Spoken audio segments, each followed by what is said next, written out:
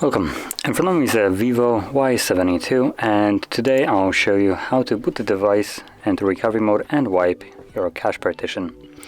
So to get started you want to power off your device. Obviously hold the power key and then select power off.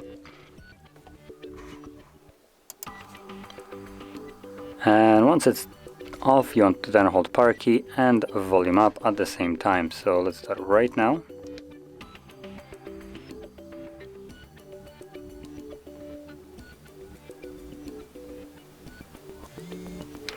This will boot us into fast boot mode, so from here we want to select recovery mode by using volume keys and then confirming that with power key.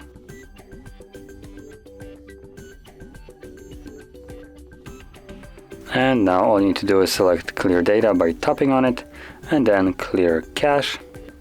We'll give you that pop-up, confirm it, and there we go, cache cleared. So let's select return, then the arrow to go back and restart. Okay, to get back to Android.